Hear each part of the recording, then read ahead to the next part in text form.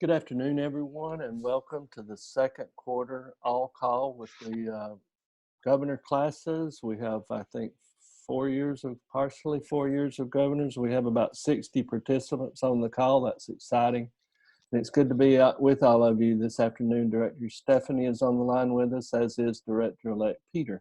And we'll be talking today about things that occurred at the January board meeting and a few other items. I'll start out with the area of programs, meetings, and awards. The Elevate Rotary Task Force came back to the board again after having spent the last quarter talking about potential dues structure for Rotaractors.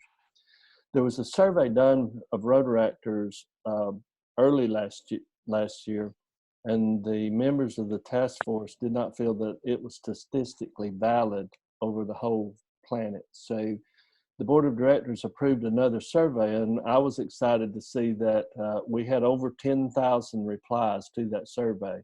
And the really good thing about that was the sampling was from all over the universe, Rotaractors from all over the planet, and it was statistically valid for all parts of the world. And we got their input about what they thought was fair, if anything, for dues for Rotaractors as they migrate into Rotary International.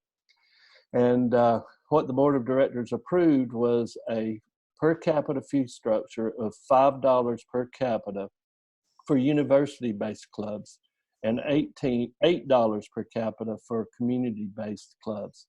This will start on 1 July of 2022 and was not very far, just a few cents out of line with what Rotaractors around the world said they thought was appropriate for their due structure.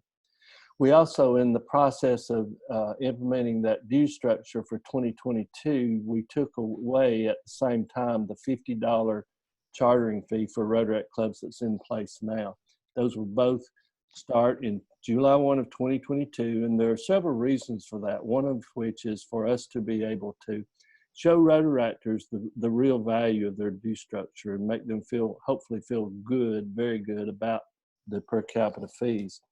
The first thing that we'll be doing is, many of you are already aware, that we're rolling out the Toastmasters program that we have affiliated with first to Rotaractors before we roll it out to Rotarians in general. And probably by August this year, we will be rolling out 8 Toastmasters modules onto Rotary.org that we'll start integrating those classes and that training and prep into Rotary International, first through our Rotaractors. There was also a position taken by the board of directors at the October meeting regarding the age limit of Rotaract, and we agreed at that time that we would completely remove the age limit. As you know, it is currently at the age 30, and the board in October removed that completely. We did come back and put about 5 words in because of some concern in parts of the world. We have different cultures, different economies, different climate, different customs, but there was some concern about it completely being removed. So the board of directors in January came back and added the words, agreed that a Rotaract club may, but is not required to, establish upper age limits, provided that the club can obtain the concurrence of its members. So clubs can individually, Rotaract clubs can individually put age limits on their members, but that's not part of Rotary International per se. Second, we have been working for the last couple of years to try to seek to increase and enhance Rotary's engagement in local communities. And the board has said, try to be very flexible with that, but encourage clubs and districts to integrate more into the community, along with integrating with their Interact clubs and their Rotaract clubs. So we approved a non-Rotarian event concept, and it will be launched at the 2023 convention in Melbourne, Australia. It will be planned as a one-day event, kind of showcasing and talking about what Rotary does, maybe doing a project like we've done at our summit the last 2 years with the meal packaging for ending hunger by 2030, but a day of activities pre-convention in Melbourne in 2023. We also selected the 2019-20 recipients of the Rotary Alumni Global Service Award and the Rotary Global Alumni Association of the Year Award, and those will be announced and awarded at the 2020 convention in Honolulu. Along with those awards, we approved 147 recipients worldwide for the 2019-2020 Service Above Self Award. And it was quite satisfying for Stephanie and Peter and I to see that out of zones 33, 34, there were 9 Service Above Self award recipients, which exceeded the average of all the pair zones worldwide. So each of you should be very pleased and happy about Zone 33 and 34's induction into that arena, Rotary's highest award. And with that, I'll turn to the administration and finances and ask Stephanie if she would talk about those for us.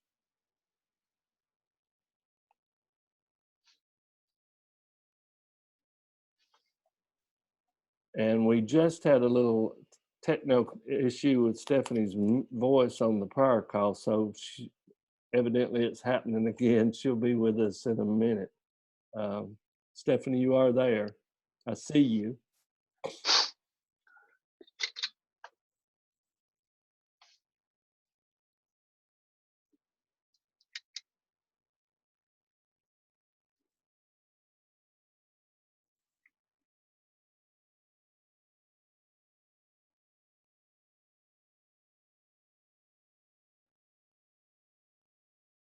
While we're waiting on Stephanie to get her mic working, there are a couple of questions that popped up to everyone. I'll try to address those. With this due structure change, will this make Rotaractors members of Rotary and count towards our membership numbers? So first of all, Rotaractors, as of July the 1, their Rotaract clubs are members of Rotary International. The due structure has nothing to do whatsoever with where Rotaractors and their clubs become members of Rotary International. Currently, there has been a lot of talk from outsiders saying that Rotary is just going to start counting its Rotaractors as members and show that they grew 250,000 people. The board's position is that while Rotaractors are part of Rotary, and we will count their numbers, we're not counting Rotaractors in the number of our Grow Rotary campaign. So you won't see anywhere that we went from 1,200,000 to 1,450,000 anywhere, Andy. That's they're members, but we're not going to use them to artificially inflate our numbers in our track record or in our run record. If a Rotaracts joins the 1st of July 2020, will they be considered in our membership number? That's along the line of the same question. They are part of our numbers, but we're not going to include them in the tracking for our Grow Rotary campaign. There's another issue there of why we're not tracking them is that this delay till 2022 allows us to do several things toward increasing the value that Rotaractors perceive they have of being a member of our organization, but it also gives us an opportunity to get our back office and back room in order so that we can actually we have the Rotaract clubs identified now and in our Rotary database, but we don't have all of the members of the club in our Rotary databases.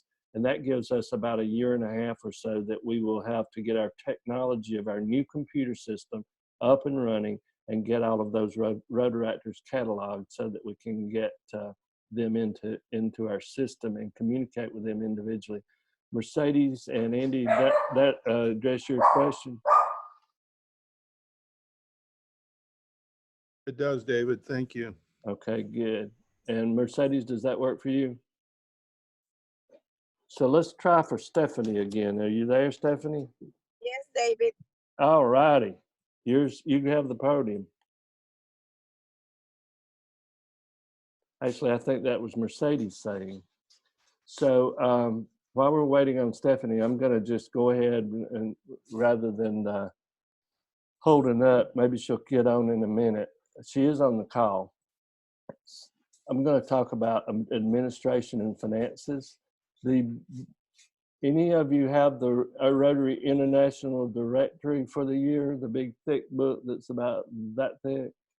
So the cost of that, Rotary is trying to go green as much as we can. You've seen a lot of information going on to My Rotary and Rotary.org to make this information electronic. There were some question about the citation this year not being initially there in a printable format.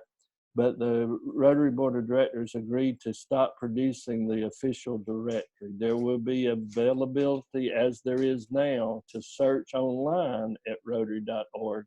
But the actual printing of the directory will cease after this last year that we presented it. We also approved President-elect Holger Knox's proposed 2021 Rotary Committee appointments. First of all, he appointed Jorita Solari from California as the vice president for next year, Bharat Pandya from India as the treasurer for next year, and appointed our own Stephanie Urchik as the executive committee chair for next year. Also, I want to take a little moment of self-bragging rights that not only is Stephanie the chair of our executive committee next year, but Peter Kyle, our director-elect, will also be on the executive committee. So next year, both of our directors will be on the operating executive committee of the board, as has been the case this year. So you two should be really proud that you have both of them on that committee of 6 people. We also approved the 2021 District Governor's funding budget, which is $9.3 million. So that clears the way for all of you governors-elect to do your jobs this coming year. And I think within our zones, our paired zones, all but 2 of our incoming governors are part of the new funding model. So I'm excited to see that 99% roughly of our paired zones are operating under that new funding model. With that, I'm going to turn to clubs and districts and ask Peter if you can make a few comments there. Okay, thanks, David. Hi, everybody. It's a pleasure to be with you again this afternoon. As the director-elect, can you hear me all right? Yes, we can hear you. Okay. As a director-elect, I got to sit at the back of the board meeting. They call it backbenching for the January meeting, and that will be the same for the April board meeting. And it was a very interesting experience. And as I said to the coordinators an hour ago, after a few glasses of wine, I'll share some more thoughts about that experience at a later date. But I did want to mention 2 things that the board discussed. One was an update on what is called the club-based participant model. This is one of Rotary's initiatives to address membership, and in particular the obstacles to membership, time and money and not being invited. So they've come up with a proposal to organize events at which Rotarians and Rotaractors will kind of serve as mentors and guides in a non-club-based environment. The idea is to see whether, on a pilot basis, there's any potential for expanding Rotary's membership to non-members who may have an interest in engaging in projects, engaging in service projects and professional activities. So this model is being tested in Houston and in Chicago. Last year, they had Rotary conducted three interesting seminars. One was based on understanding diversity, equity, and inclusion. This was a panel event in Chicago featuring professional speakers.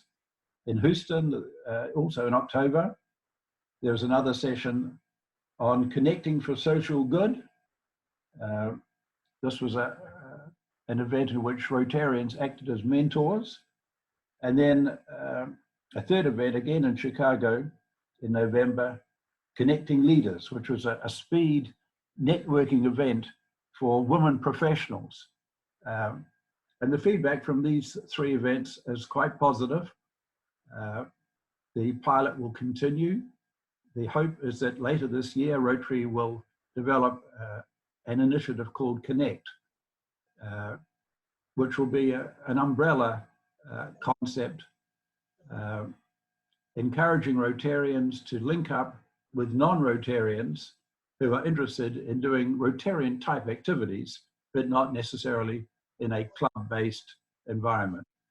So we'll be hearing more about that during the year, but it's quite an exciting initiative. The second issue that I wanted to mention, and really it's a technical one, every year the Council on Resolutions addresses a number of resolutions. I think last year the Council looked at 33. 6 of those were referred to the board, and the board made various recommendations. I won't go through them one by one. One was a recommendation that clubs form a strategy committee. Another one recommended guidelines for Rotaract clubs. Another one publicised Rotary's achievements and activities, including vocational service. Fairly technical recommendations. And the board reviewed these recommendations and got input from the staff. And we'll be hearing more about those recommendations later on in the year. And that's what I really wanted to report. It was an interesting experience, and I was honoured and humbled to be sitting around the board table along with 17 others from all around the world, plus the incoming directors, 8 of us, and the incoming president for 21-22, Shaker Mehta. So David, back to you. Okay, and I think Stephanie's logged off and tried to log back on. Stephanie, are you with us? Technology's grand when it works, isn't it, folks? Okay, I know Stephanie's there. I see her in the message thread, but we're going to go ahead and kind of move on. A couple of things that are kind of outside the boardroom that I want to make sure you're aware of. Announcements that were made in the boardroom about going zone.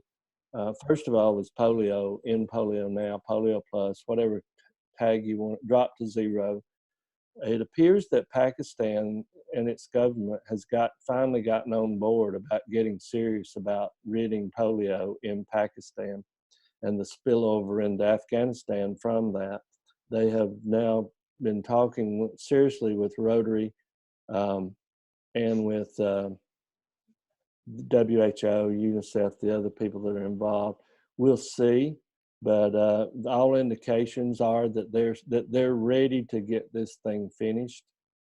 The chairman-elect of the Rotary Foundation Board of Trustees has not made it a public announcement, but he has stated that in all probability, the Board of Trustees will hold one of their quarterly meetings there in the near future. So we'll see how that goes about.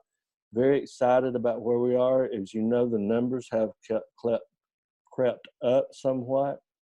I'm still personally not convinced that it's more cases. I personally feel like that now that we're down to such close monitoring of 2 countries on the whole planet, that we're just catching them all now. So take heart, don't give up the ship. We will finish this job, but it may be a few more months.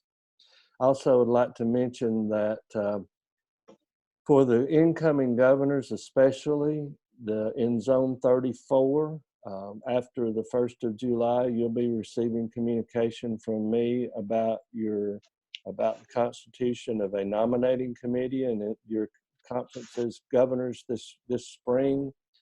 And governors-elect, you should be electing in Zone 34 your delegates to the the director nominating committee, which will be held. That meeting will convene in September or October of this year. Seems like time flies. Peter's just going into office and we're already electing my successor, but that's the way the timeline works on it. And Stephanie had some things to talk about. I've covered most of them here. She just, if you're seeing the communication thread, the chat thread, she's saying she just can't get the audio to work. So She says apologies to everybody. But that pretty much covered what we had to talk about. I told you it would not be a long meeting today. A lot went on, but it all was around a few topics at the board meeting, like Rotary, for example. Are there any questions that any of us could entertain from any of you?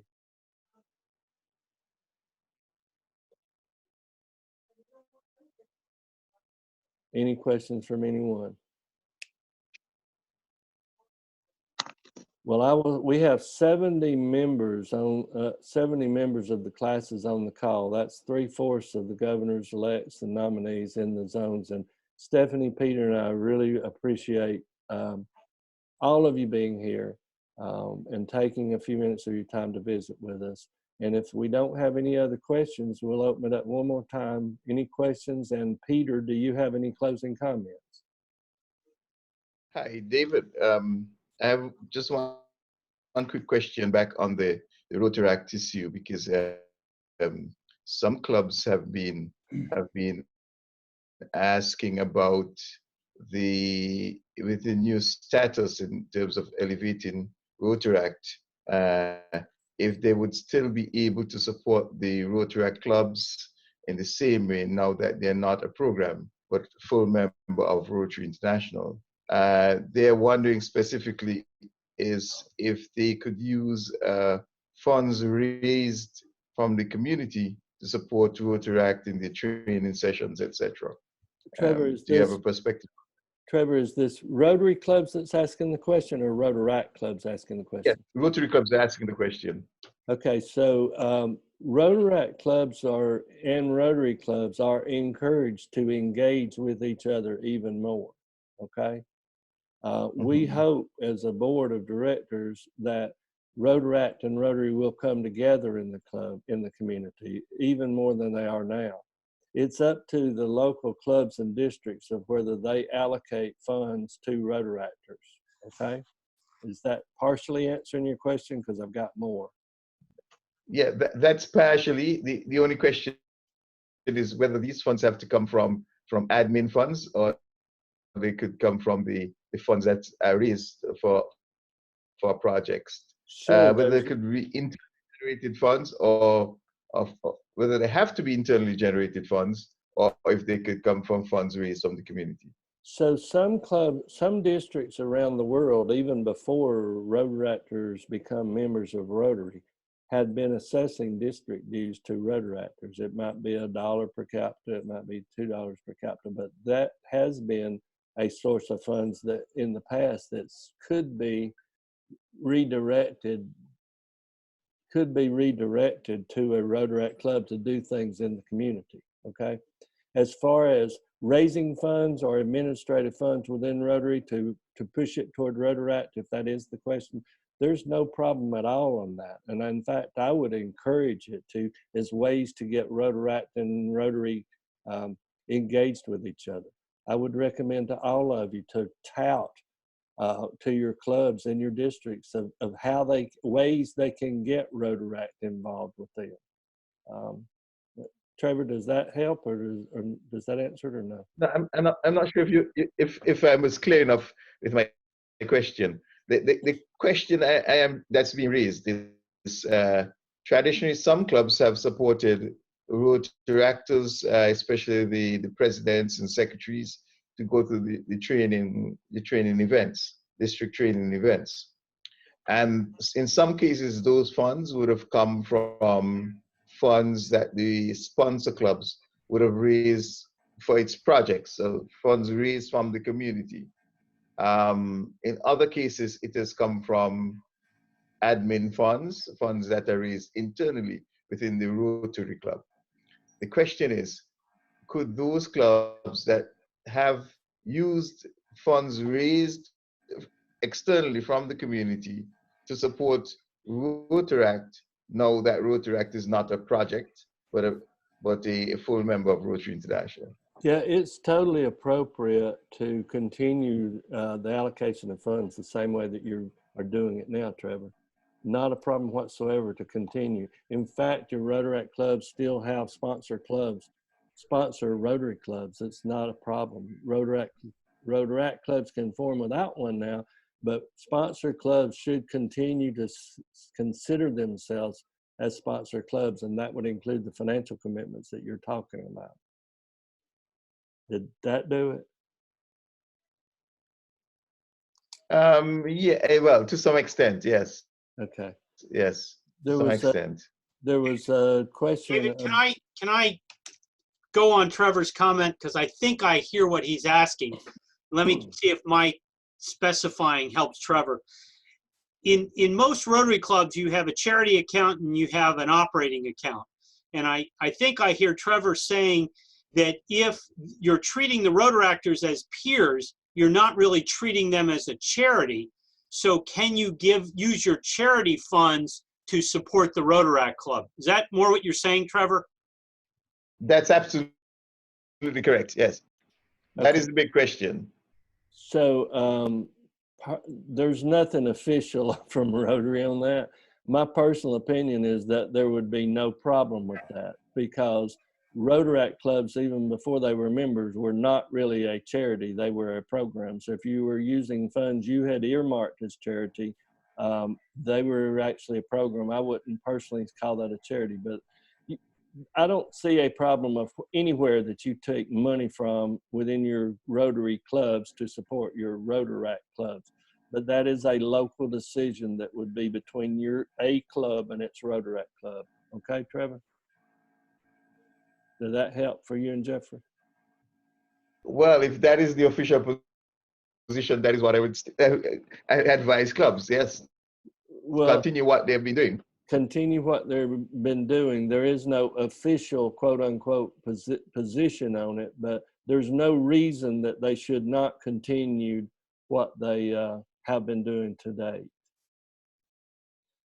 Had a question from Don Martin. Don, would you like to pose that question? Yeah, Director David, when you were talking about the director nominating committee, you were talking to the DGEs, but the way I read that those nominations had to be made before June the 1st. Is that correct? Yes, I initially said DGEs and because they will be handling it after July 1, but you are correct. The DGs, which I tried to come back and say, we need to make sure that you've made those selections at your district conferences or in some other form or fashion before July 1, because that's the date that I will send out the invitations to convene that nominating committee in Zone 34. And the way I read the instructions, anyone who wanted to be considered for director cannot be named on the nominating committee. That is correct. Okay, thank you. David, this is Mike Dara. Yes. Can I give you a quick question about Rotaract as it relates to the foundation? Sure. Will Rotaract have any formal relationship with the foundation? In other words, being able to make applications for grants, or will that go through the district? And will that be a choice of our district? Mike, as staff would say when the director asks a question in the boardroom directed at staff, they say, that is a very good question. And that is a very good question. I'm glad you brought it up. I had intended to bring it up already. So the Rotary Foundation Board of Trustees will be the determining factor on your question about how Rotaract clubs can access funds of the Rotary Foundation. We have passed that baton to them in October to consider, and they did take some consideration and start making progress toward that end at the January meeting. However, as we are off, well, not we are off, there are people in the islands, our sister islands here. All of the people on the mainland are subject to the rules of the IRS in terms of charitable organizations. And there are certain considerations that the Board of Trustees has to make relative to Rotaractors accessing funds directly on their own. The Board of Trustees has approved that Rotaract clubs can be the sponsor of a grant now, okay? To be able to go after funds at the magnitude that a Rotary club can, that has yet to be determined. Did that answer your question, Mike? Yeah, thank you. Okay. Any other questions of anyone? David, I have a question. You Yes, sir. mentioned about the 8 modules that the Toastmasters will release. Are they releasing those modules to be used by the Rotary clubs or the Rotaract clubs? Another very good question. The average term of a Toastmasters membership is about 2 years. We're hoping that Rotaract, or excuse me, that Toastmaster membership, which is also worldwide, will convert over to Rotary now that we have this partnership, and it will help with our Grow Rotary campaign. The 8 modules are scheduled to be released in August of this year. They will be released to My Rotary or Rotary.org, and technically anybody that wants to go in when they're there can avail themselves of them in any order that they want to do them. However, the advertising, the public relations, the PR work about making it public that it's out there will initially go to Rotaractors for about 3 months before we start marketing it directly to Rotary. However, when they're published, Stephanie, Peter, myself, whoever's in the office will be making that information available to y'all so you can start getting it out in your own Rotaract clubs and in your own Rotary clubs. Great, thank you. Okay. Is there another question? I have a quick question. Mike Walker here, David. Yes. Just to clarify for people who might be interested in the director position and applying, is that, I assume anybody who would be in that possible position has been thinking about it for quite a while. They know who they are, and there's nothing that we should be doing as far as soliciting people. Would that be an accurate statement? That is an accurate statement that you should not be in a position of soliciting people. There's a call has or will go out to all of the clubs in the district of Zone 34 from the General Secretary with the process. And the process is basically that a club should submit the name of any person who they would like for the nominating committee to consider. And in actuality, that it would be incumbent upon that potential candidate to advise his or her club president that they need to be on the lookout for that email and send that form in. It's okay as far as I'm concerned if you sent something out as a governor or a governor-elect telling the clubs to look for that, to be on guard for it. But as far as soliciting any one person, I would advise strongly against that. So it's just in the same way that it comes, the names for the nominating committee for district governor come from the club. In that same way, they also come from the club for the position of director. They'll come right? from that. That is correct. Except the one from the nominating committee will come from the club to the district leadership to be considered at district conference or a business meeting. That helps. Okay. Thank you. Anyone else? Okay, Stephanie, I are you just- possibly there? Just not gonna work today, is it? David, can I jump in for quickly? Do it, Peter. I just wanted to say that last weekend I had the good fortune to participate in a planning meeting for the Leadership Summit, which will take place in Pittsburgh in November, just before Thanksgiving. This is going to be an awesome event. I had never been to Pittsburgh, I'm embarrassed or ashamed to say, and didn't really know much about the city, not, of course, having been born in America. But Pittsburgh is one of those cities that's going through a renaissance. A lot of history, particularly around the steel industry, a lot of interesting things to see. We've got a very good program lined up. I think it's going to be a very enjoyable event. We'll be using the Sheraton at Station Square, which is a very good venue right on one of the rivers that converge in Pittsburgh. The rate is only $134, which is probably the lowest rate we've had for some time. We have a lot of interesting things planned, including a cruise on the river, a tailgate party. You'll be hearing a lot more about that over the next few months, but I just wanted to lay the seed.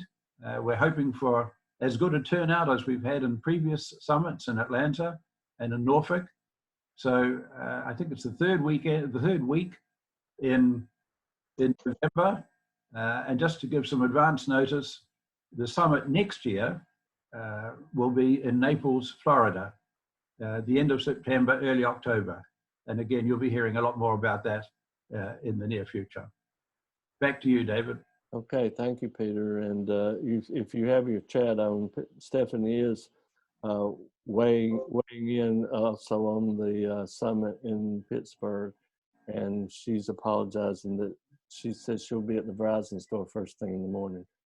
Do appreciate all of you being here. Hope it's been worth your time, and appreciate all of what all of you are doing and leading Rotary in our zones. We are the front runner of all of the zones worldwide, and the three of us are just humbled to serve you. Appreciate your time and have a great week. Thank you all much.